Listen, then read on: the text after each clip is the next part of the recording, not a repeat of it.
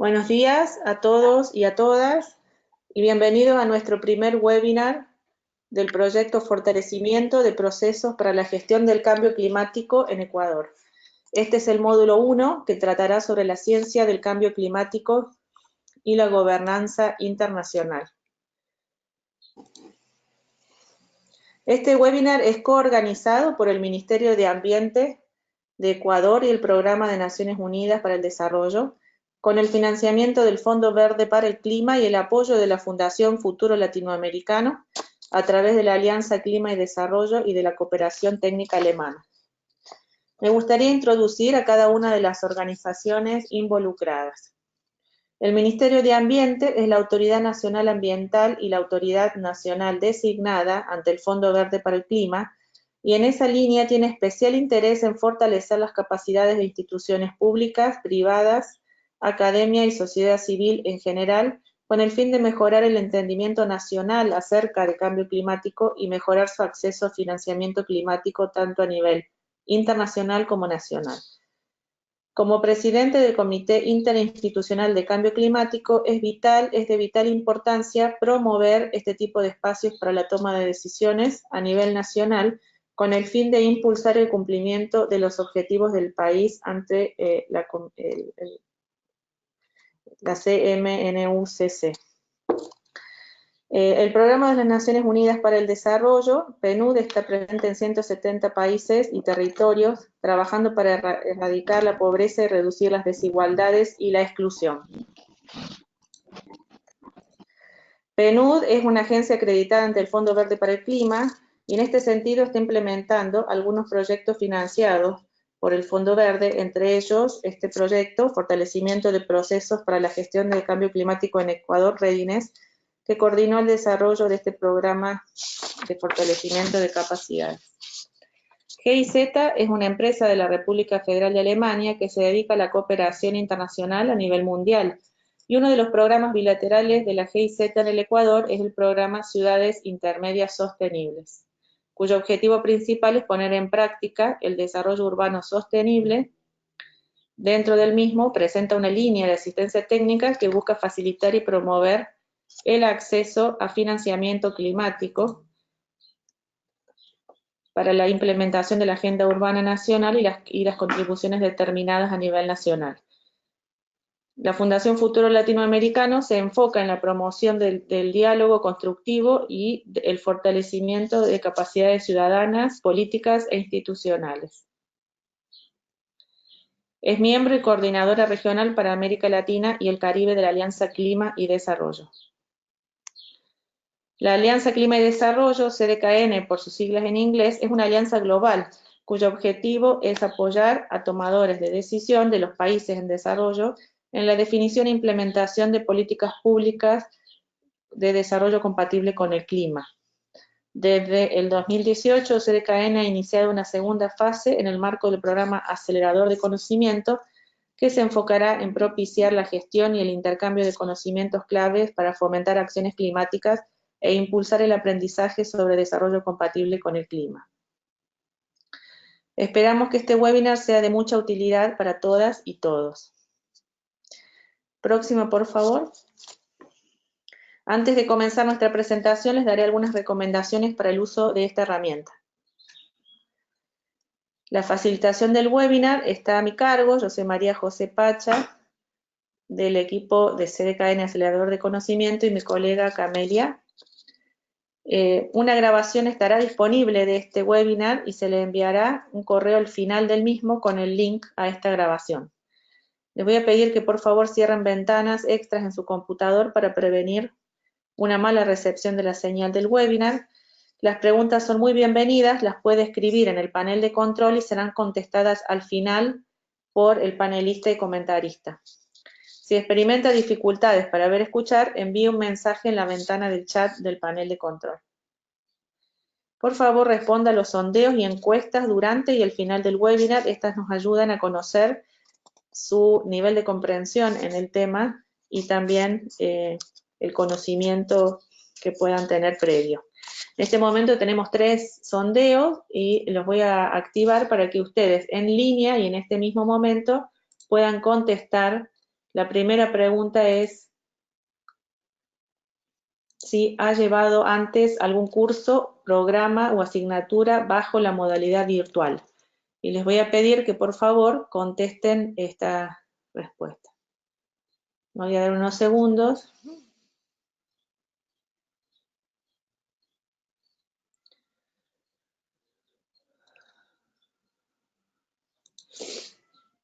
Bueno, como pueden ver, el 92% de las personas ya han estado bajo una modalidad virtual.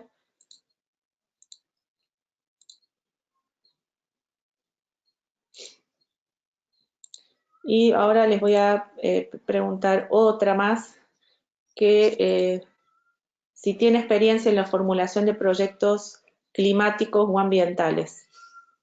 Les voy a agradecer que puedan contestar esta pregunta también.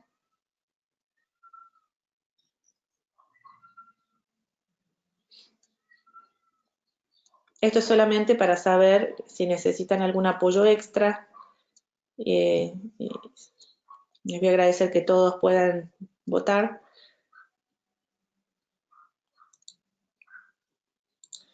Bueno, como pueden ver, hay la mitad de los participantes, de los asistentes, aproximadamente tienen una experiencia y la mitad más o menos no.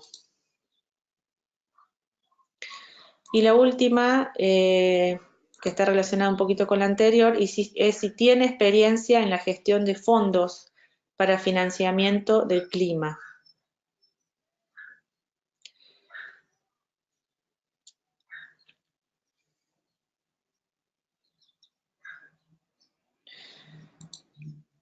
Bueno, los resultados son los siguientes. El 93% no tiene experiencia en la gestión de fondos para el financiamiento del clima. Entonces esperamos que esta capacitación, este proceso pueda ser de interés y de utilidad para ustedes. ¿Sí? Muy bien, gracias. Bueno, la próxima le voy a presentar nuestro presentador, es el doctor Vladimir Valera, que nos va a acompañar durante todo este proceso. Es del programa de Bosques y Biodiversidad y Cambio Climático del Centro Agronómico Tropical de Investigaciones y Enseñanza, CATIE, de Costa Rica. Vladimir es ingeniero agrónomo de la Universidad Central de Venezuela y cuenta con una maestría en Economía y Sociología Ambiental del CATIE y un doctorado en Desarrollo Sostenible de la Universidad Simón Bolívar de Venezuela. Fue director general de calidad del Ministerio de Ambiente en Venezuela y ha trabajado como consultor tanto por el sector público como el privado en instituciones como PNUD y ONUDI. Ha sido coordinador del Diplomado de Financiamiento Climático para El Salvador, autor del Manual de Salvaguardas Ambientales y Sociales para el proceso de acreditación del CATI ante el Fondo Verde de Clima y han participado en la elaboración de varias propuestas completas de financiamiento climático. Bueno, bienvenido Vladimir. Les voy a contar en la próxima cuál es la agenda para este día. Luego de esta introducción, Andrés Mogro, director nacional de adaptación al cambio climático, nos va a contar del programa de fortalecimiento de capacidades. A continuación, Vladimir Valera nos guiará por el módulo 1, la ciencia del cambio climático y gobernanza internacional. Y luego vendrá la sección de comentarista, donde tenemos el placer de contar con Mario Chacón también, y la sección de preguntas y respuestas de los participantes. Entonces, a continuación, Andrés Mogro, el director nacional de adaptación al cambio climático, nos contará más sobre este proceso de capacitación. Bienvenido, Andrés. En la próxima diapositiva. Buenos días con todos los participantes. Muchas gracias por haberse inscrito en este programa de fortalecimiento de capacidades. Como introducción, queremos comentarles que hoy en día el financiamiento climático es fundamental para hacer posible la transición hacia economías bajas en emisiones y sociedades resilientes al clima, pero es especialmente importante para alcanzar las metas del Acuerdo de París, que son limitar el aumento de temperatura media mundial a 1.5 grados centígrados con respecto a los niveles preindustriales, aumentar la capacidad adaptativa a los efectos adversos del cambio climático y alinear los flujos financieros globales a un desarrollo bajo en emisiones y resiliente al clima.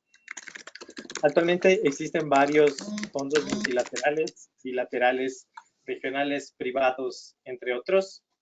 En involucrados con el financiamiento climático. Sin embargo, el acceso a esos recursos es complejo y por eso Ecuador está preparándose para mejorar sus potencialidades para el acceso a financiamiento climático a través del proyecto Fortalecimiento de Procesos para la Gestión del Cambio Climático en el Ecuador, Readiness, del Fondo Verde Climático, que es administrado por el PNUD y bajo la supervisión del Ministerio del Ambiente de Ecuador. Entre las acciones de este programa, de este proyecto, se encuentra el desarrollo de un programa de fortalecimiento de capacidades, que es el programa en el que estamos hoy. Está conformado por 10 módulos temáticos y está acompañado por una serie de webinars dirigidos al sector público y privado relacionados directamente con acciones climáticas de mitigación y adaptación. Y es en ese contexto que el objetivo del programa es desarrollar e implementar un programa de fortalecimiento de capacidades en formulación de propuestas para acceder a financiamiento climático que permita a los participantes conocer el contexto nacional e internacional y las diferentes fuentes de financiamiento climático, así como las herramientas necesarias para poder presentar propuestas a los donantes con un enfoque especial en los requerimientos del Fondo Verde para el Clima. Siguiente, por favor. El contenido del programa, como les comentamos, está dividido en 10 módulos. Los módulos cubrirán temas de la ciencia del cambio climático y gobernanza internacional. Después tendremos un enfoque específico a el cambio climático para el Ecuador, la arquitectura del financiamiento climático, concentrándonos en cuáles son las alternativas de fondos y fuentes de financiamiento que existen. Y de ahí en adelante habrá un enfoque hacia el Fondo Verde para el Clima, sus criterios de inversión, el concepto de racionalidad climática, las salvaguardias sociales, políticas de género, políticas de pueblos indígenas del fondo, el marco de gestión de resultados, el marco de gestión de desempeño del fondo, el presupuesto, mecanismos financieros, económicos, criterios de financiamiento y por último un estudio de caso completo de una propuesta de financiamiento. Siguiente, por favor. El programa tendrá una duración de 10 semanas y cuenta con 2 plataformas tecnológicas en las que todos los participantes tienen que inscribirse. La una es la plataforma que estamos utilizando el día de hoy en la modalidad de webinars y la otra es la plataforma de CATIE que da acceso a todo el material y los recursos que se han preparado para el curso, incluyendo las actividades de foros y otras actividades para los participantes. Estas actividades incluyen las lecturas de las guías, los webinars semanales, habrá pruebas de comprobación de conocimientos, foros de discusión y actividades grupales que incluyen la simulación de la formulación de una nota conceptual para el GCF a partir del 5º módulo. Siguiente, por favor.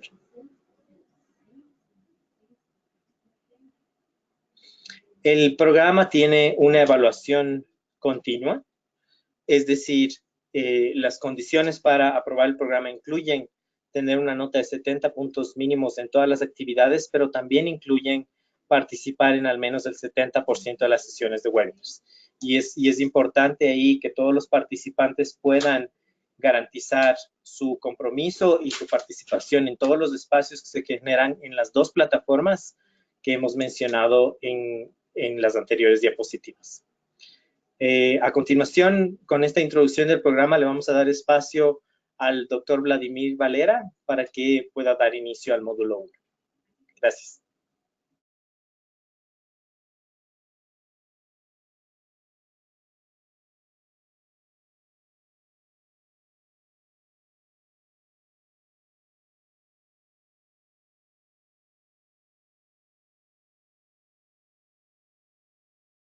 Hola, muy buenos días a todos. Ahí activamos el micrófono de Vladimir. Si no se te escuchaba, Vladimir, ahí está. Muchas gracias.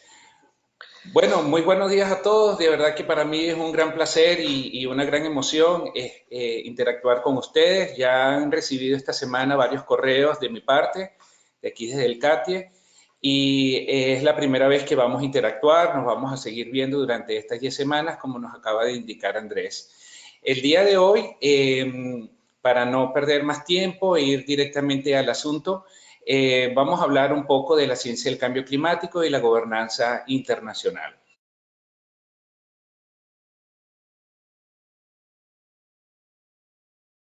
Bueno, lo primero que tenemos que estar claro, todos los que participamos en este programa, es la definición de cambio climático. El artículo 1 del texto de la Convención Marco de las Naciones Unidas para el Cambio Climático nos dice que es el cambio de clima atribuido directa o indirectamente a la actividad humana, que altera la composición de la atmósfera mundial y que se suma a la variabilidad natural, esto es algo bien importante, del clima observado durante periodos de tiempo comparables. El Grupo Intergubernamental de Cambio Climático va un poco más allá de esta definición, ¿verdad? Nos dice que también es una variabilidad del clima medido a través de características estadísticas del clima, como promedio, desviación estándar, en escalas de tiempos temporales y espaciales mucho más amplias, ¿correcto? Aquí lo importante es que tenemos dos grandes elementos, que la variabilidad tiene un factor natural, ¿verdad? Un componente natural, pero también la acción de la actividad humana está incidiendo en estos cambios climáticos.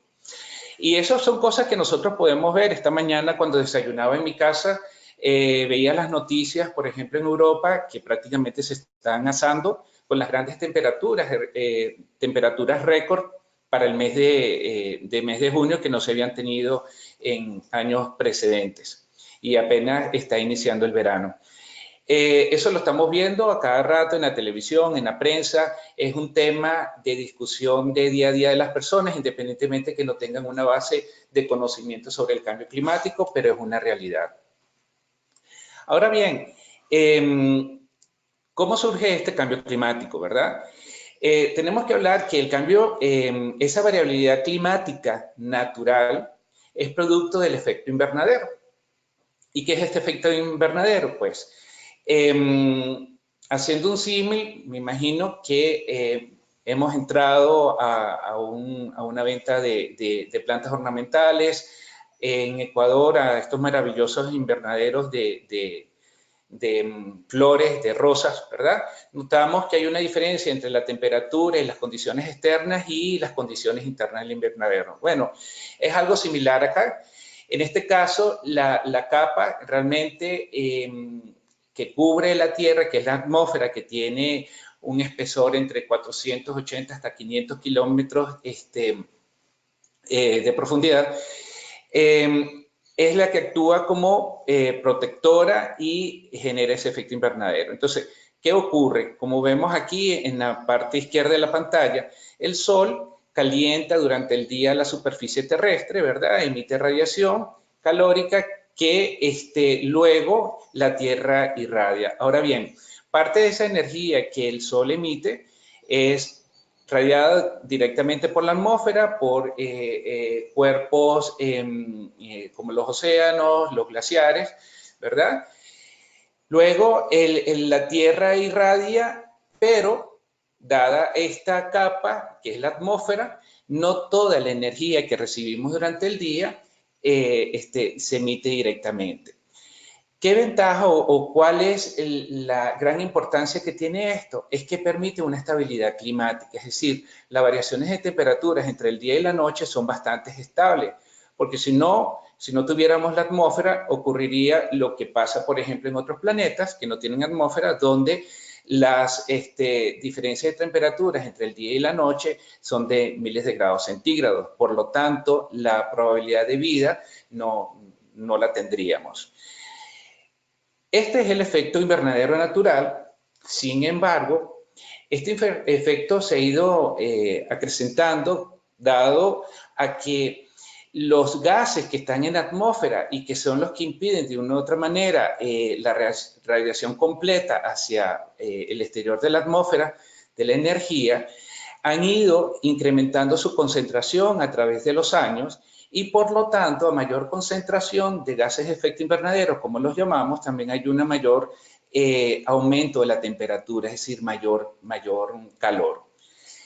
En esta lámina nosotros podemos ver un gráfico donde presentamos las anomalías de temperatura de la Tierra a nivel global.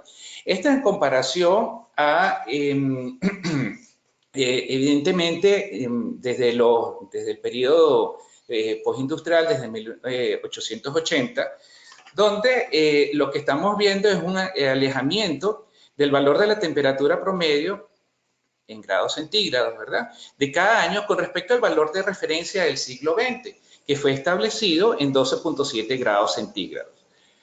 Las barras azules son anomalías negativas, es decir, enfriamientos, y las barras rojas son anomalías positivas. Y podemos ver claramente aquí cómo en las últimas décadas percibimos que cada año es más caliente que el otro, es decir, las anomalías positivas van incrementando.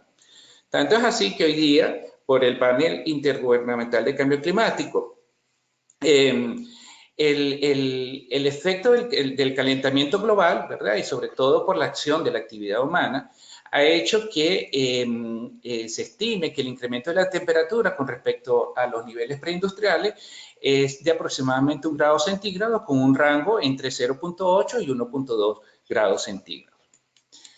Ahora bien, estos gases de efecto invernadero que están aquí nombrados, ¿verdad?, no todos son efectos naturales, es decir, la composición de la atmósfera de por sí, de manera natural, contiene algunos de estos gases, como por ejemplo vapor de agua, dióxido de carbono, metano. Sin embargo, hay otra gran cantidad de gases de efecto invernadero que no son de origen natural, sino que sencillamente son de la actividad del hombre, como los fluoruros de azufre, los hidrocarbonos, perfluorocarbonos. Y eso lo que está haciendo es precisamente que esa composición de la atmósfera esté alterada. Y en estos gráficos que presento yo acá, lo que podemos ver también es desde aproximadamente 1970, 1980, cómo ha sido la evolución de la concentración a través del tiempo. Y vemos que hay una tendencia también hacia el crecimiento. Es decir, estamos viendo una asociación directa entre incrementos, ¿verdad?, de la temperatura de estas anomalías positivas, también asociada con ese incremento de los gases de efecto invernadero. Muy bien, ahora, ¿cuál es el problema? ¿Qué es lo que está pasando? El panel intergubernamental de cambio climático, o IPCC, como lo voy a nombrar, y su acrónimo es lo más común, en su quinto reporte de evaluación que presentó en el año 2014 y que sigue actualizando, y estamos muy próximos a recibir el sexto informe de evaluación, hizo varias proyecciones de cómo sería el incremento de la temperatura para el 2010. Y para eso estableció lo que llamamos las trayectorias de concentraciones representativas, o comúnmente denominadas como RCP, que sencillamente son modelos climáticos basados en diferentes variables, como por ejemplo proyecciones de tamaño de población, uso de energía, patrones de uso del suelo, e incluso también el efecto de las políticas climáticas a nivel global, ¿correcto? Y es lo que estamos observando en este gráfico. Son 4 escenarios, ¿verdad?, o 4 trayectorias distintas: RCP 2.6, RCP 4.5, RCP 6.0 y RCP 8.5. ¿Qué nos están diciendo estas proyecciones, verdad, hacia el 2010? Bueno, nos están diciendo que dependiendo de las acciones que nosotros, ¿verdad?, a nivel global tomemos, el incremento de la temperatura que va a continuar va a ser mayor o en menor grado. Evidentemente, y aquí es algo bien importante, el cambio climático va a continuar independientemente de que hoy día pudiésemos ponerle un freno total a las emisiones de estos gases de efecto invernadero que están causando ese calentamiento global. ¿Por qué? Porque sencillamente es como un vehículo que llevamos en marcha, y independientemente de que le apliquemos los frenos, él va a seguir avanzando hasta que finalmente se detenga. Es efectivamente lo mismo con el cambio climático, lo que llamamos el cambio climático asegurado. Ahora bien, el RCP 2.6 es un escenario, según los investigadores, que nos indican que el grado de temperatura, ¿verdad?, alcanzaría una estabilidad al 2010 si hacemos hoy los mayores esfuerzos de mitigación de gases de efecto invernadero, es decir, de reducción de gases de efecto invernadero y también de propiciar o fomentar los sumideros de los mismos. Mientras que el RCP 8.5, que es el peor escenario, sería aquel donde los esfuerzos para mitigar estos gases serían mínimos. Es decir, continuar con patrones de producción y consumo a nivel global que emplean grandes cantidades de energía y generan grandes emisiones de gases de efecto invernadero. Muy bien. Ahora, ¿esto en qué se está traduciendo para la sociedad, para el común de las personas? Bueno, en afectación de su cotidianidad, porque los patrones de precipitación y de temperaturas están cambiando también el tema del uso del suelo, se están creando zonas mucho más áridas precisamente por la escasez de humedad y de precipitación en algunas áreas. Esto está afectando los medios de vida de las personas, ¿verdad? Especialmente los grupos más vulnerables, entre ellos mujeres, pueblos indígenas, jóvenes, que dependen en mayor o menor grado de los recursos naturales y que a su vez son afectados los ecosistemas por estos cambios climáticos globales. Otro fenómeno también muy interesante es el tema de salud. Por ejemplo, vectores de enfermedades tropicales como malaria están colonizando nuevas áreas, dado que, bueno, las temperaturas están aumentando. Por ejemplo, en la zona de los Andes, ¿verdad? El mosquito transmisor de la malaria se mantenía en zonas mucho más cálidas, más hacia el Amazonas. Sin embargo, en la medida que en las sierras, en las altas montañas, la temperatura está aumentando, el mosquito tiende a colonizarlo y, por lo tanto, la incidencia de estas enfermedades tiende a aumentar porque la población, de manera natural, no cuenta con la resistencia, es decir, hay una mayor vulnerabilidad, ¿no? Entonces son elementos que nos afectan a todos en el día a día, producto del cambio climático. Muy bien, entonces fíjense, el año pasado el IPCC presentó un reporte que tiene que ver, un informe con respecto al incremento, ¿verdad? O los impactos del incremento solamente de 1.5 grados centígrados con respecto a los niveles preindustriales y son bastante interesantes, por no decir alarmantes, ¿verdad? Sin embargo, bueno, se estima que de seguir las condiciones actuales de comportamiento de la mundial de la población, pudiese estar en el 2010 un incremento de temperaturas estimados entre 3.7 y 4.8 grados centígrados, ¿no?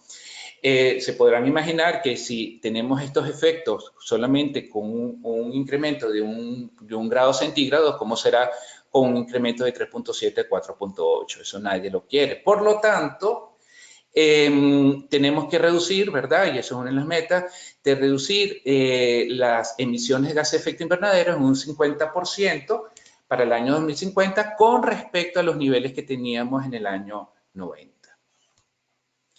Y esto nos lleva a esta lámina que es hablar sobre el riesgo, ¿verdad? El riesgo es la probabilidad de ocurrencia de un evento y en este caso la ecuación de riesgo está dado por la existencia de un peligro, una amenaza, que en este caso tiene que ver precisamente con esa variación del clima, que como ya sabemos tiene dos componentes, la variabilidad natural, pero también el cambio climático producido por la actividad humana.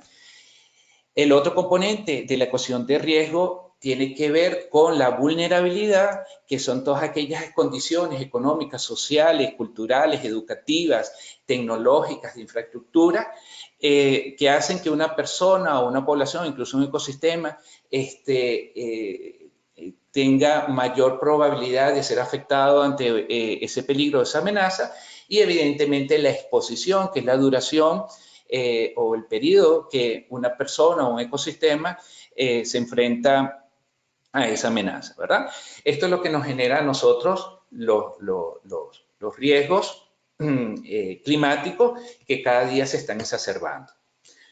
Para responder a este resto del cambio climático, tenemos, digamos, dos grandes opciones. La primera es las denominadas acciones de mitigación, que son un conjunto de intervenciones humanas que buscan minimizar la magnitud del cambio climático. ¿Cómo? Tratando de reducir las emisiones de gases de efecto invernadero o de carbono y potenciar los sumideros de los mismos, ¿verdad?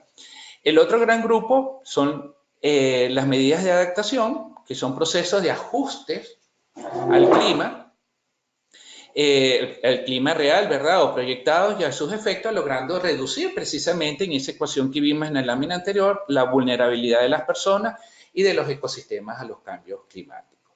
Esas son, digamos, las dos grandes acciones en las cuales a hoy día todos nos enfocamos. Muy bien. Ahora, ¿qué hemos hecho a nivel global, verdad? ¿Cuáles son los esfuerzos en la lucha contra el cambio climático? Pues el tema de la preocupación por el clima no es reciente, data de hace muchos años, ¿verdad? Sin embargo, es a partir de la década de los 70 donde en el concierto de las naciones a nivel global se empiezan a tratar los temas con mayor profundidad, ¿no?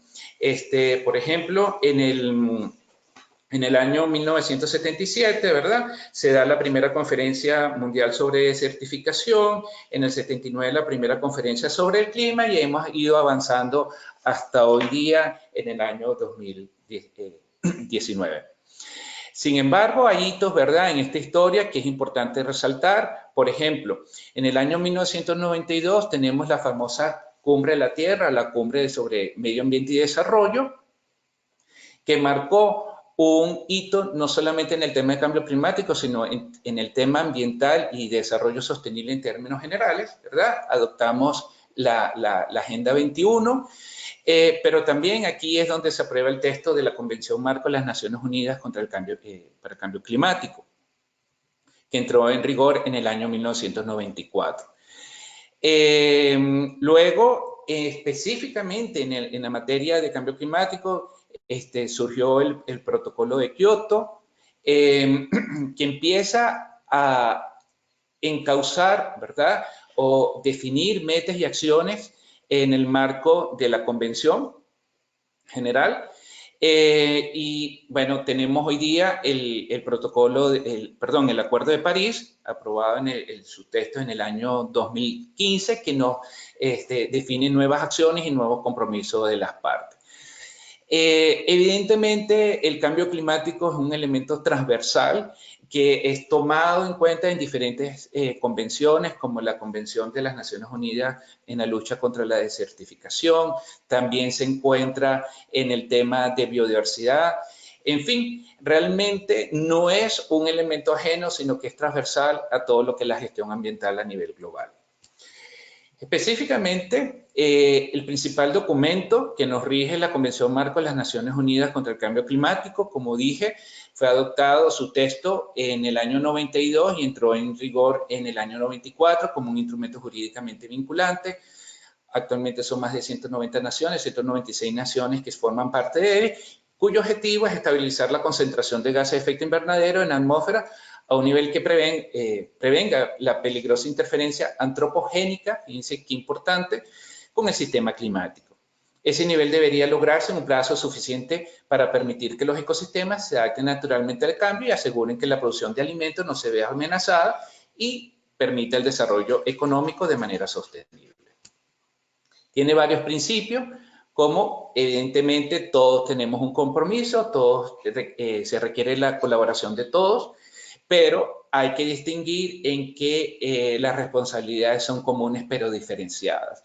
Y en este aspecto, una de las cosas que hace la Convención Marco es establecer tipos de países. Por ejemplo, tenemos los países anexo 1 y anexo 2, que son países desarrollados, principales o responsables de las emisiones de gases de efecto invernadero, que le genera ciertas responsabilidades, y también están los países en desarrollo, los países menos desarrollados, que más que tener un gran peso en la responsabilidad de las emisiones de gases de efecto invernadero a nivel global, deben más bien apoyársele en cuanto a la adaptación al cambio climático, ¿no?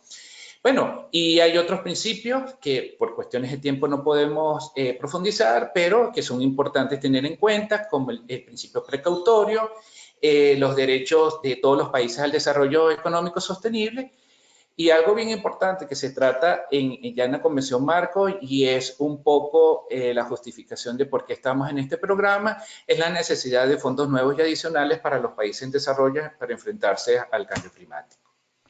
Bueno, esto era lo que yo les decía, la división de los países que son parte de la convención, ¿verdad?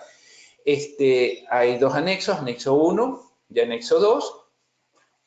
Aquí lo más importante es que los países del anexo 2, que también son un subconjunto de los países del anexo 1, son los que tienen como obligación brindar o proporcionar recursos financieros nuevos y adicionales para las acciones de adaptación y mitigación en los países en desarrollo. Muy bien, siguiendo con la evolución, ¿verdad? O todo este camino que hemos andado en el tema de cambio climático, está el Protocolo de Kioto. Nació en el 97, pero su ratificación tardó mucho, en el año 2005, precisamente porque para los grandes responsables de la generación de gases de efecto invernadero, el protocolo tenía una gran responsabilidad y evidentemente afectaba sus intereses. Por eso fue que tardó mucho en ratificarse. Su primer periodo de vigencia fue del año 2008 al año 2012, que luego se extendió hasta el 2015, y un segundo periodo con modificaciones en la Conferencia de las Partes de Doha, que entró en vigencia en el 2016, dura hasta el 2020, pero es transitorio, ¿no?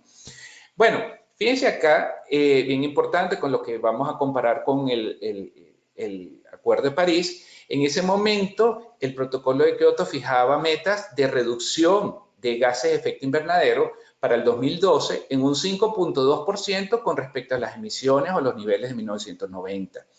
Y para el 2020, un 18% por debajo de esos niveles, ¿verdad? Para los países anexos 1. Muy bien. En el 2015 llegamos a la COP de París, ¿verdad? Y se logró adoptar el nuevo instrumento que hoy día está vigente. Y en este caso tiene tres grandes objetivos. El primero es, fíjense, no es una meta de reducción, es un objetivo de controlar el aumento de la temperatura mundial muy por debajo de los 2 grados centígrados con respecto a los niveles preindustriales, y proseguir los esfuerzos para limitar ese aumento a 1.5 grados centígrados. El segundo objetivo es aumentar la capacidad de adaptación a los efectos adversos del cambio climático y evidentemente promover la resiliencia al clima y un desarrollo con bajas emisiones de gases de efecto invernadero, de modo que no comprometa la producción de alimentos. Y finalmente, situar, y fíjense acá, otra vez el tema financiero resalta, situar los flujos financieros en un nivel compatible con una trayectoria que conduzca a un desarrollo resiliente del clima y con bajas emisiones de gases de efecto invernadero.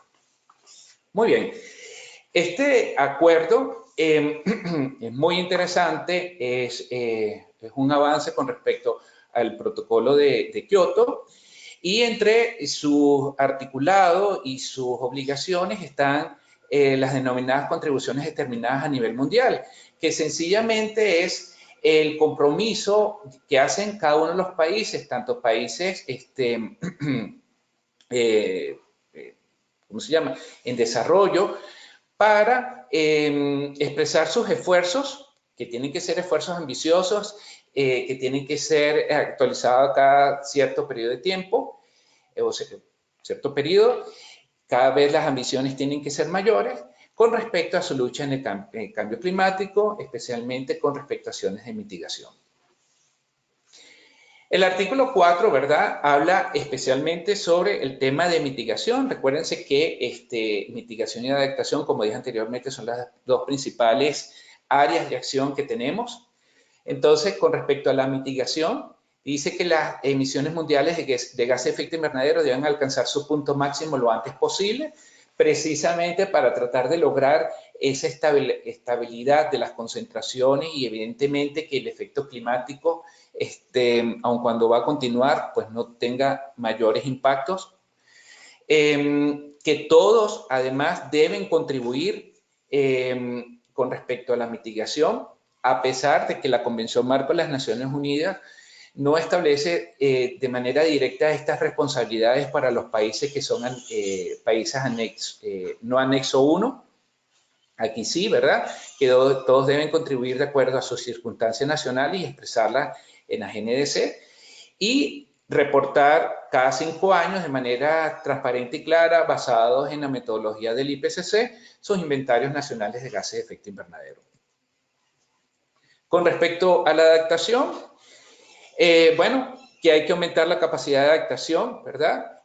Las formas de resiliencia y reducir evidentemente la vulnerabilidad al cambio climático de todos los grupos. Algo que he olvidado mencionar a lo largo de mi exposición es que la Convención Marco y el protocolo establecen un enfoque de género muy importante. También considera un enfoque de pueblos indígenas, ¿no? Que hay que tomarlo en cuenta. Y algo para lo que es, ya entrando en el tema que vamos a ver posteriormente, pero en la parte de formulación de proyectos de financiamiento climático, que todo tiene que estar basado en la mejor información científica disponible, pero también en los conocimientos tradicionales. Bueno, y finalmente el artículo 9 del acuerdo, que habla que los países que las partes que son países desarrollados deberán proporcionar recursos financieros a las partes que son países en desarrollo, rescatando el texto de la Convención Marco, tanto en mitigación como en adaptación, y seguir cumpliendo así sus obligaciones en virtud de la Convención Marco. Que debe haber un balance, ¿verdad?, del financiamiento en cuanto a mitigación y adaptación. Y fíjense acá, se nombra en el acuerdo al Fondo Verde del Clima, o GCF por sus siglas en inglés, que es el mecanismo financiero del acuerdo. Entonces, esto es mi breve exposición sobre la importancia de conocer a profundidad el cambio climático y la gobernanza que hemos dado para, a nivel global, para la lucha a la cual nos estamos enfrentando. Pues gracias. Bueno, muchas gracias, Vladimir, por tu presentación, que fue muy amena e informativa. Les quiero recordar a los asistentes que pueden hacer preguntas anotándolas en el panel de control en la sección de preguntas, y también que está disponible la guía del módulo 1 en la sección de documentos, donde ustedes la pueden seleccionar, está en PDF y la pueden bajar si no la tienen disponible. Ahora vamos a escucharlo a Mario Chacón, que es nuestro comentarista del módulo, que también es del CATIE. La próxima slide, por favor. Y Mario es ingeniero agrónomo con maestría en conservación de la biodiversidad y manejo de bosques tropicales del CATIE. Cuenta con 20 años de experiencia en asesoría técnica, investigación y creación de capacidades para la gestión de paisajes y servicios de los ecosistemas, sobre todo en mitigación del cambio climático. Sobre esto ha trabajado como asesor en el diseño de proyectos en países tropicales de África, Asia y Latinoamérica. Actualmente da asistencia técnica en temas de monitoreo forestal y reducción de emisiones asociadas al sector forestal. Entonces le damos la bienvenida a Mario y nos hará unos comentarios específicos sobre este módulo. Hola, ¿qué tal? Gracias por la invitación y por cederme la palabra. Un saludo a todos los que estén escuchándonos también en sus respectivos países. Pues nada, realmente lo que quisiera agregar a manera introductoria es señalar que el tema del cambio climático, incluso ya a nivel de, no solo científico, pero ya a nivel de pensadores y gente que piensa en el futuro, de cómo sería nuestro planeta en los siguientes, no sé, 50 años, se ve como una amenaza que la gente aún no ha entendido, ¿verdad? Y tal vez les dejo el mensaje así nada más para invitarlos a meditar que ni siquiera nuestro voto de nuestros presidentes o el voto de muchas cuestiones importantes a nivel de salud local, nacional o internacional, ni se hablan las propagandas sobre cómo funcionaría la siguiente. es como dejarles ahí una pequeña mensaje de meditación. Ahora, yendo más al tema de procedimientos y cuestiones más técnicas, pues se ha hecho mucho. La convención, de hecho, cumple 25 años de estar trabajando en el tema y tratando de organizar a la comunidad internacional representada por países en el tema de cómo enfrentar un nuevo planeta donde el clima ya no es el que conocimos hace 30, 50 años. Y eso ha sido un proceso muy interesante porque ha logrado unirnos, por decirlo de esa forma, ¿verdad? Como planeta. Sin embargo, sabemos lo que nos cuesta a los humanos organizarnos y no es suficiente lo que estamos haciendo. De hecho, Patricia Espinosa, que es la secretaria de la convención, ella es mexicana y es la persona que actualmente lidera las negociaciones y todo el proceso administrativo de la convención. Recientemente en mayo dijo que todas las promesas que están haciendo los países, si bien se entiende que es muy difícil cambiar, pero aún no son suficientes para alcanzar lo que el Acuerdo de París pretende. Y sin entrar en detalles con el Acuerdo de París, el indicador importante es el 1.5 grados centígrados, ¿verdad? Que es la zona segura para evitar, digamos, cambios más drásticos o impactos más drásticos en el globo, en los ecosistemas y en las sociedades, por decirlo así, ¿no? Y hay mucho por hacer. Vladimir mostraba un gráfico al inicio donde decía, bueno, cuáles son las proyecciones si hacemos o si no hacemos algo, y aún si como tomando en cuenta lo que ya se ofreció, aún no logramos bajar ni siquiera de los 2 grados centígrados, y eso con lo que está prometido. Entonces quiere decir que este año y el siguiente año son sumamente claves para seguir mejorando y ser, en términos que utiliza en la jerga política internacional, mucho más ambiciosos en cómo vamos a actuar en las promesas internacionales y cómo actuamos en nuestros países, ¿verdad?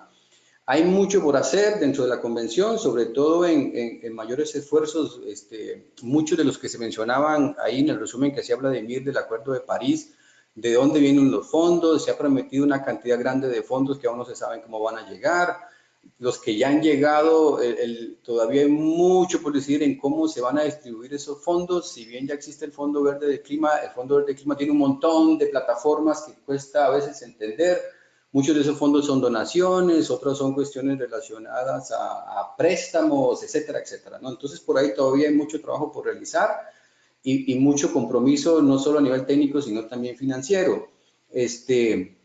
Y de transparencia, que es otro tema que se discute en la convención en cuanto a la transparencia en la forma en que los países van a estar presentando sus metas, cómo se calculan y luego cómo se va a dar seguimiento a todas estas metas a nivel técnico y además en el tema financiero, ¿verdad? El monitoreo de cómo las finanzas llegan y cómo esos financiamientos se están ejecutando y sus impactos, etcétera, etcétera. Lo otro que quisiera dejar aquí un poco más a lo local es que también en nuestros países hay mucho por hacer, ¿verdad? Aún si bien ya hay planes nacionales, estrategias, políticas o estrategias de implementación relacionadas a cambio climático, algunas muy generales, otras para sectores específicos, pues todavía mucho en el papel. De nuevo, aún no lo hemos asumido como individuos totalmente. Hay que trabajar mucho en mejorar esa transferencia de información, de conocimiento, como en este tipo de cursos, ¿no? Y también aterrizar aún más hacia los gobiernos locales. Ahorita todavía está, por la dinámica actual, pienso yo, muy centralizado en los gobiernos nacionales, todo el tema de cambio climático. Ya empiezan a haber ejemplos donde empieza a insertarse en gobiernos municipales o gobiernos locales, pero hay mucho trabajo por hacer. Y ni qué decir de nosotros como individuos, ¿verdad? No solo en nuestro aporte diario, en la forma en que consumimos, pero también en la forma en que usamos los recursos y en la forma en que empezamos a incluir el tema del cambio climático en todas nuestras nuestras funciones. Entonces, bueno, en fin, mucho por hacer. Se rescata tal vez desde el punto de vista, como bien menciona mi biografía, me he enfocado mucho al trabajo de la mitigación desde el punto de vista de los recursos naturales. Y sí, los países han hecho un montón de cosas, sobre todo desde el punto de vista de reducir la deforestación a grandes escalas. Se han mejorado marcos institucionales, se han mejorado cuestiones técnicas en relación al monitoreo de los bosques, pero aún así también falta mucho recurso para entregar y mucho cambio institucional que realizarse, ¿no? Eso por un lado. Ahora aterrizando un poco más a la implementación de todas estas cosas que se traduce, bueno, en acciones desde el punto de vista de adaptación y la de mitigación. Las definiciones son bien claras, ¿verdad? En cuanto a qué es adaptación, pues adaptación es ajustarnos, ¿verdad? A un nuevo ambiente, a unas nuevas condiciones climáticas, analizar cómo esto me puede impactar y cómo necesito yo cambiar mis acciones, ya sea domésticas o de productivas o de políticas, etcétera.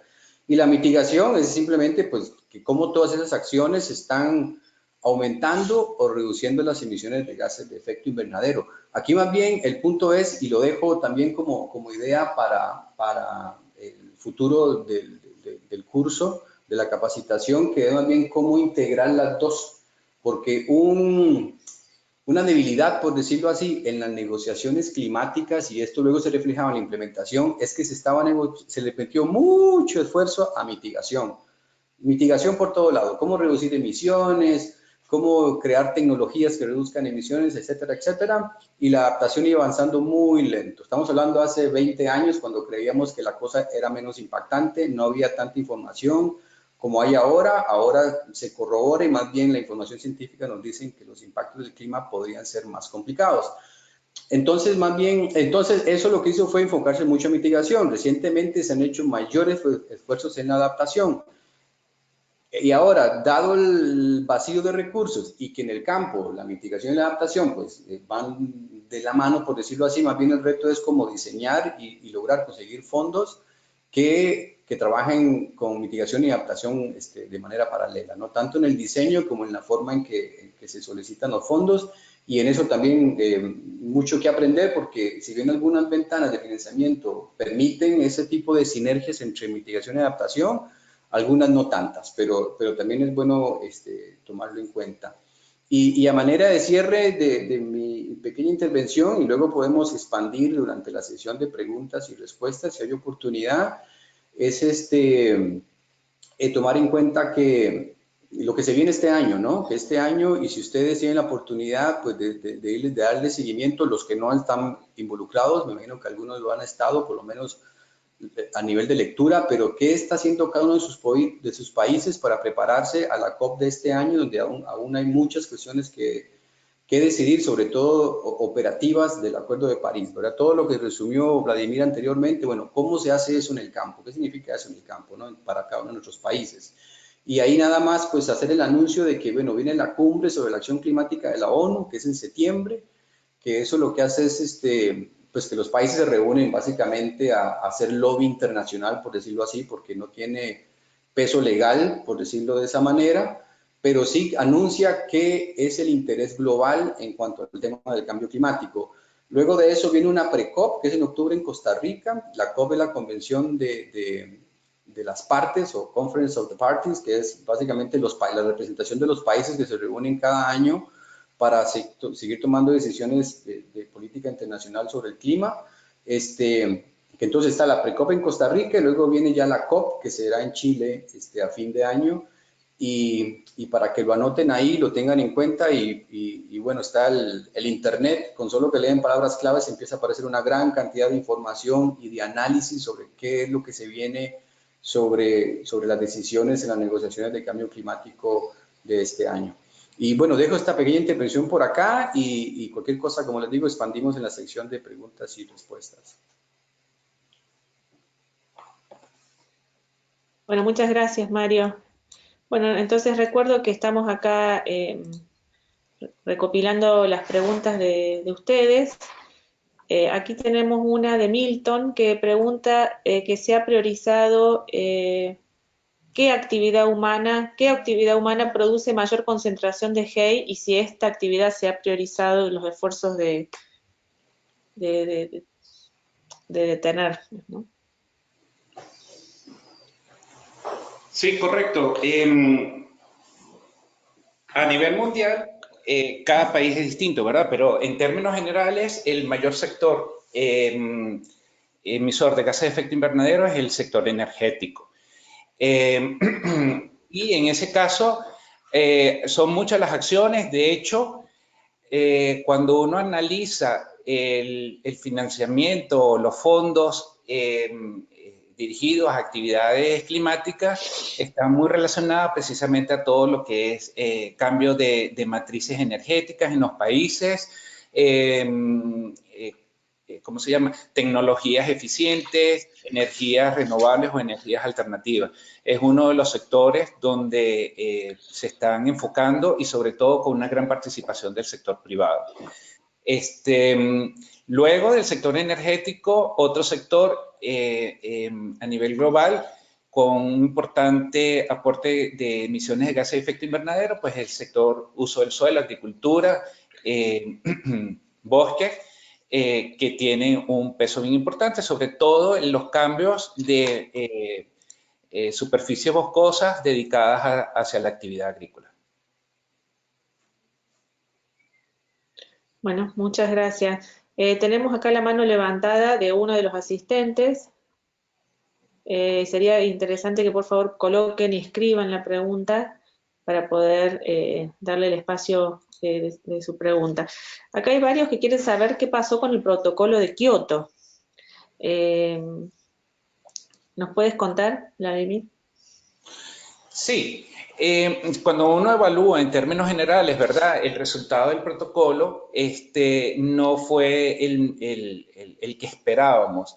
Y básicamente fue por la resistencia de los países como por ejemplo Estados Unidos, incluso Australia, de unirse al protocolo como tal, porque especialmente para los Estados Unidos, para su administración, el protocolo, por las responsabilidades al estar incluido en el grupo, en el anexo 1 y en el anexo 2, incluía un tema muy importante en cuanto que podía afectar su productividad y sus, digamos, indicadores macroeconómicos. Fíjense que, como yo dije en mi presentación, el texto fue aprobado, ¿verdad?, en el año 2007, pero entró en vigor 8 años después. Eso demuestra un poco esas dificultades que se dieron precisamente por el protocolo y que evidentemente lo que ha generado es que los resultados no hayan sido los esperados. Incluso el protocolo establecía metas para el año 2012 y todavía para el 2012 el protocolo no había entrado en vigor a nivel mundial. Entonces, y eran, como decía Mario, más enfocado en mitigación, ¿verdad? Las metas. Hoy día el Acuerdo de París habla más que mitigación, habla es de metas en cuanto a estabilidad de temperatura. Pero en términos generales, el protocolo de Kioto no fue un protocolo exitoso en cuanto a las metas que inicialmente se habían establecido. Gracias, Vladimir. Acá Santiago, en la misma línea, pero acá dice que es David, porque debe haber tenido un problema de conexión. David Falconi saluda y la pregunta es cómo se entiende la convivencia entre el protocolo de Kioto en su segundo periodo y el Acuerdo de París desde el año 2015 y el año 2020. ¿Son instrumentos complementarios? Hola, por acá Mario, agregando un poquito a la discusión.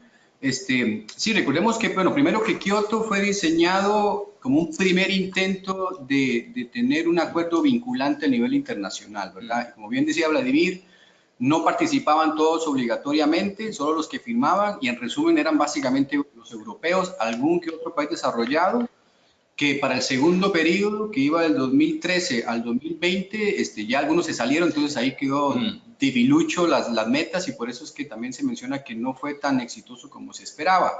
En todo caso, el plan era que Kioto duraba tan poquito, al principio eran solo 4 años de implementación que finalizaban en 2012, pero tan lento que avanza la cosa, y quiero ligar con la pregunta anterior de por qué es lento las negociaciones, y es que el sector energía es mucho dinero alrededor y significa cambiar nuestro modelo de desarrollo en un montón de cosas, ¿verdad? Sin entrar en otros detalles que podemos demorar días discutiendo el tema energético y el uso de los recursos en ese sentido. Entonces iba muy lento. Entonces cuando finalmente París esperaba que estuviera listo prácticamente, creo que era para el 2009, era en Dinamarca y no se logró nada en esa convención, entonces se continuó trabajando hasta que finalmente, bueno, como no hubo acuerdo de París, entonces las negociaciones dicen, hagamos un Kioto 2 por mientras. Entonces, obviamente hay una relación a nivel de metas, pero las cuestiones legales y de compromisos son muy distintas, porque ahí nuestros países, por ejemplo, no entran. Ya con París entra todo el mundo a trabajar. Y ahorita lo que se espera es que Kioto termine en el 2020. Obviamente acciones que se insertan de ahora al 2020 siguen operando hasta que los compromisos se adquieran. No se van a durar 10, 15 años más, depende de cada proyecto.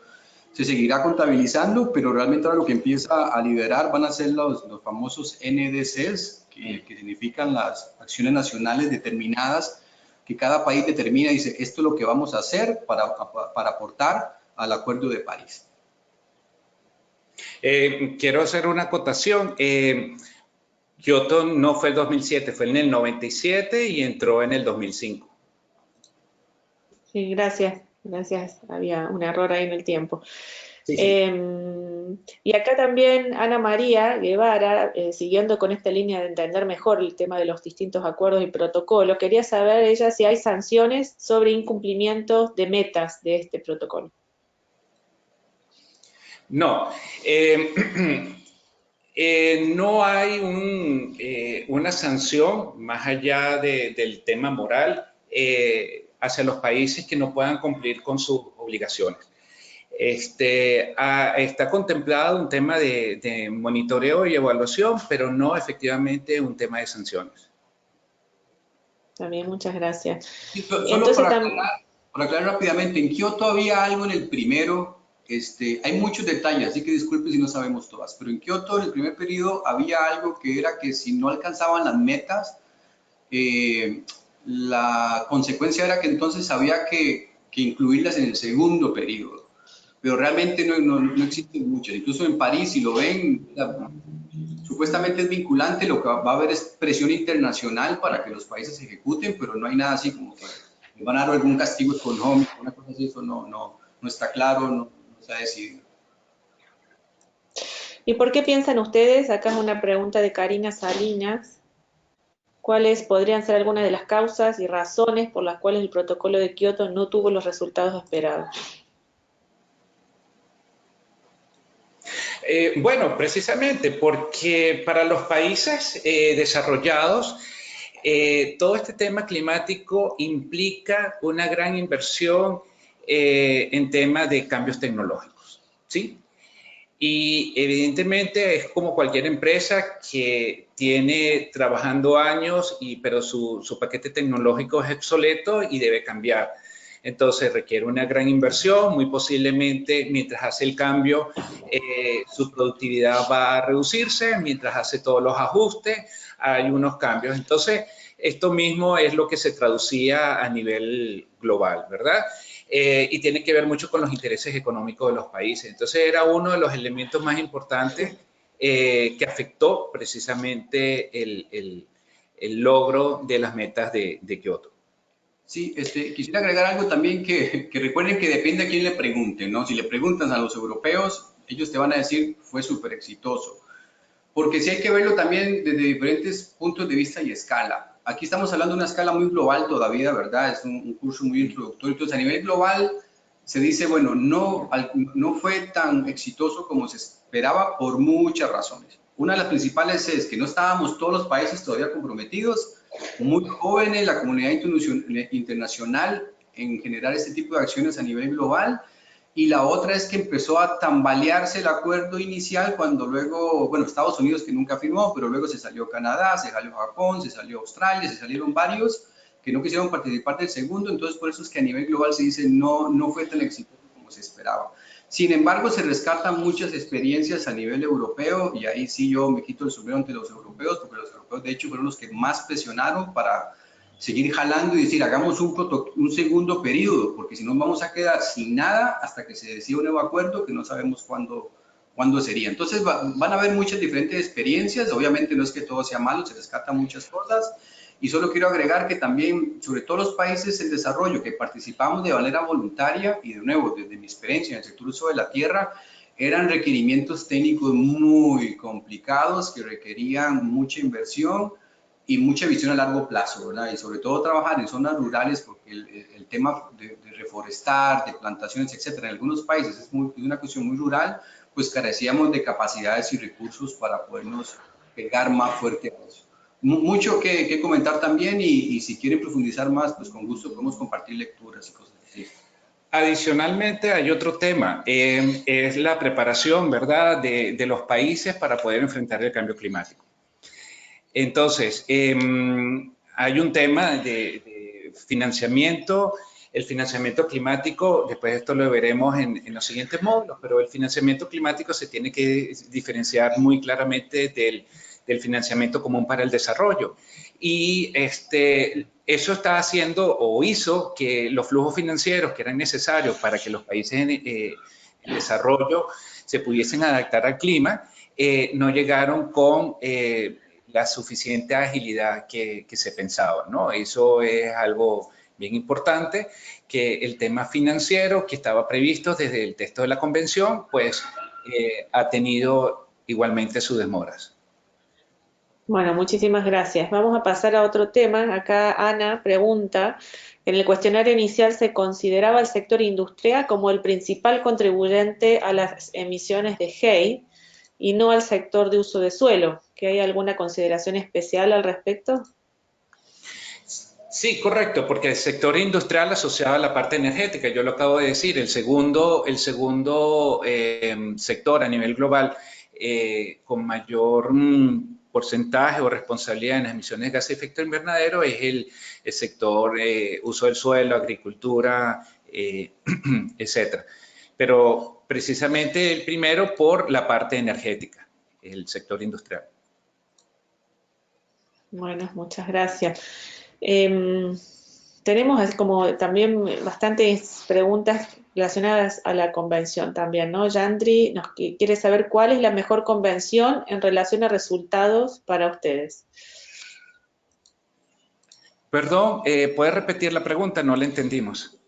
¿Cuál es la mejor convención, ¿no?, entre el protocolo de Kioto y el Acuerdo de París? ¿Cuál piensan ustedes que es o podría ser la más exitosa en cuanto a los resultados? No sé, tal vez para interpretar más, no sé si bueno, vamos a responder pensando en que la pregunta es que cuál COP marcó un hito, digamos, por logros.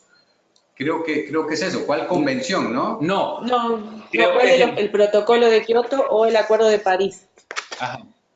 Creo que tiene que ver con eso.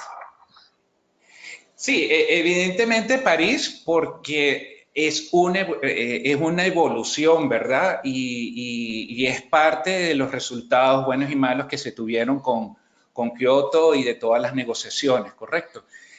Acuérdense que cuando llegamos a uno de estos acuerdos y habrá un post-París en algún momento, ¿verdad?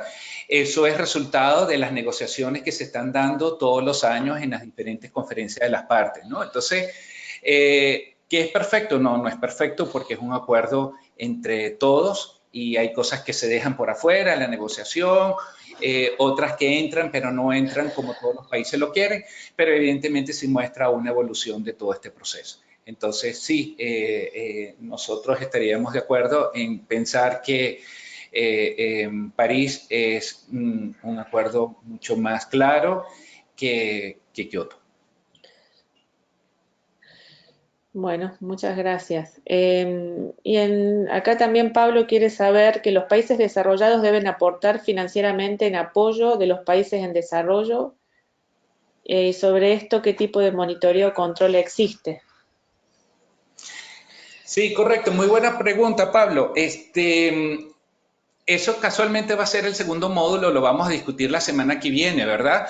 Pero si quiero adelantarme, el financiamiento climático, ¿verdad? En lo que conocemos realmente como financiamiento climático, su definición es bastante ambigua.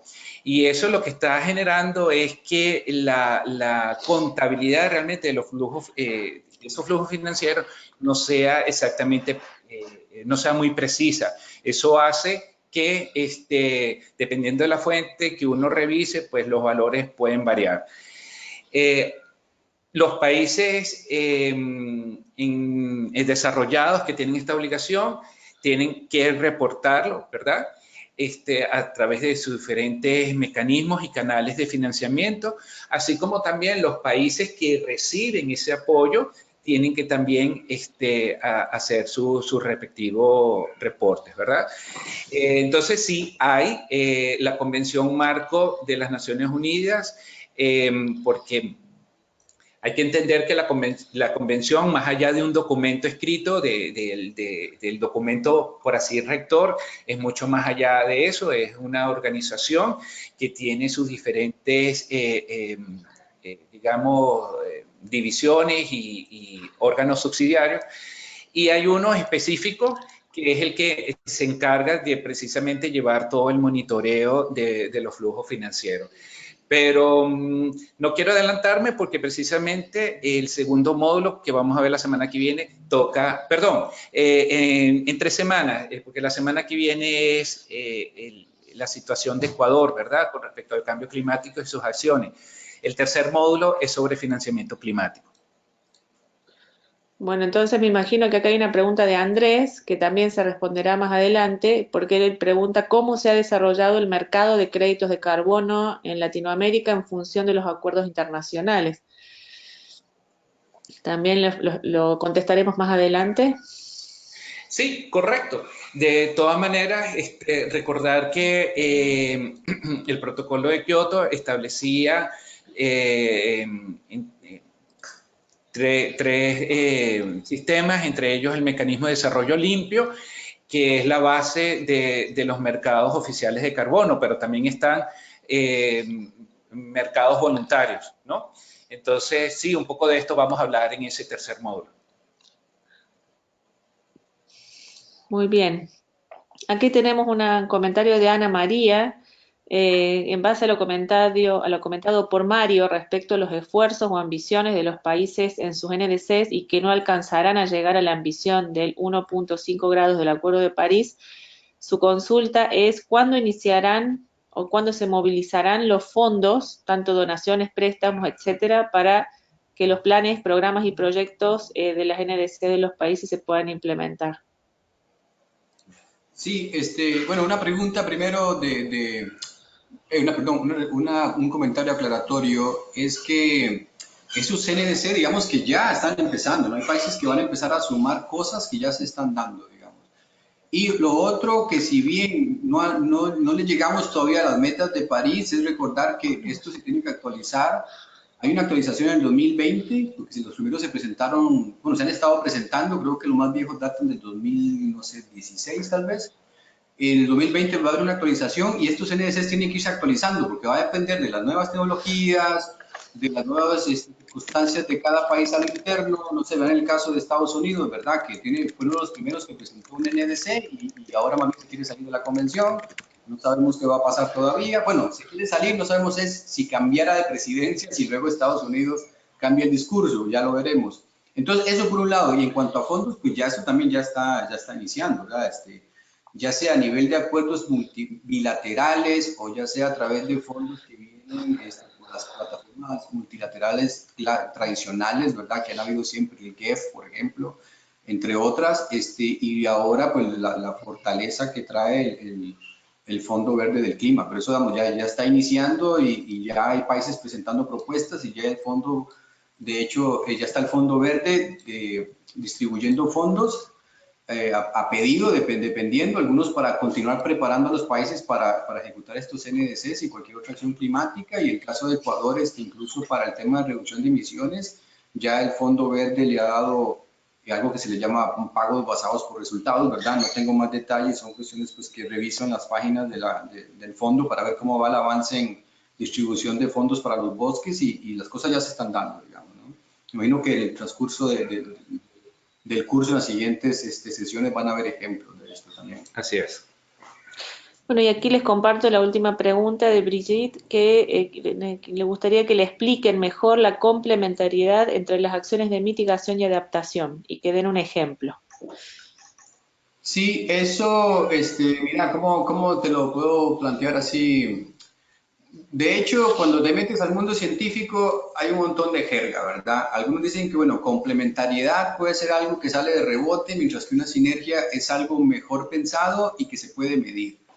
Al menos nosotros acá, algún grupo de CATI que nos gusta más el detalle, decimos, bueno, realmente lo que necesitamos es una sinergia y que podamos medir avances en los dos sentidos. Porque cuando decimos medir avances es, por ejemplo, el problema, un ejemplo acá en Costa Rica, el problema que se habla mucho es el impacto del cambio climático en el café, entre otros cultivos, ¿no?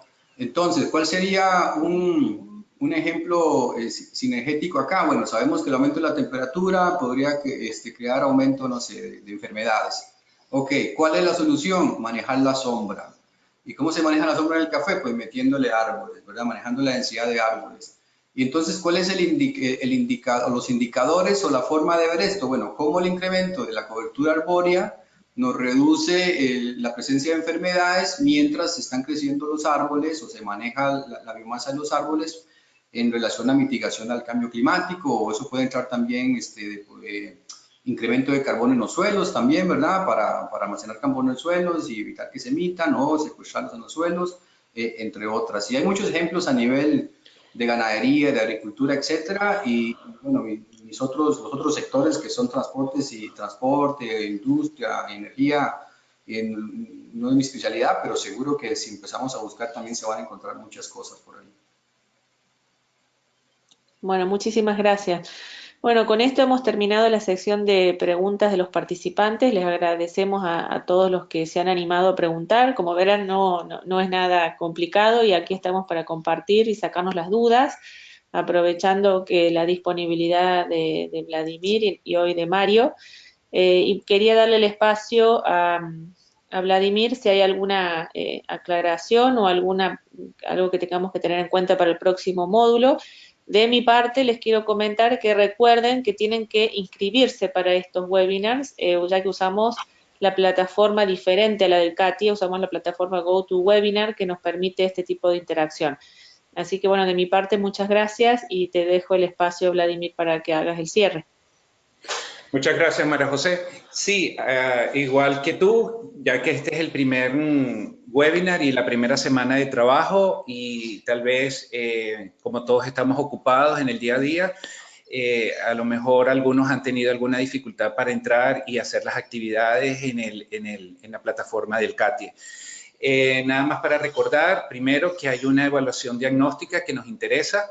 Si no la han hecho, por favor, agradezco que la puedan llenar.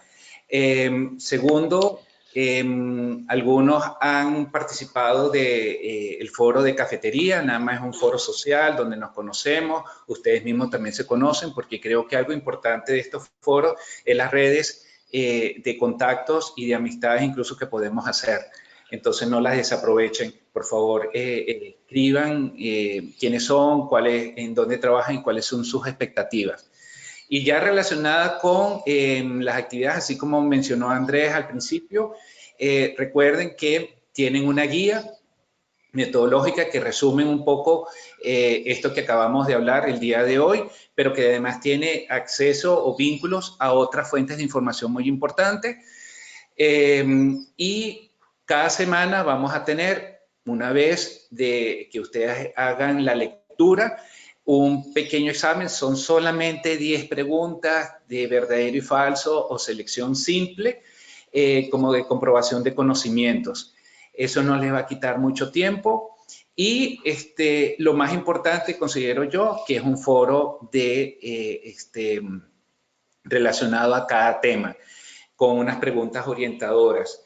Yo estuve viendo el perfil de los que han intervenido en el foro social y estoy sumamente contento. Ustedes tienen un gran conocimiento, una gran experiencia y creo que va a ser muy enriquecedor para todos. Entonces, de participar, una participación principal, es decir, una idea importante que quieran ustedes colocar y por lo menos debatir con todo el respeto, ¿verdad?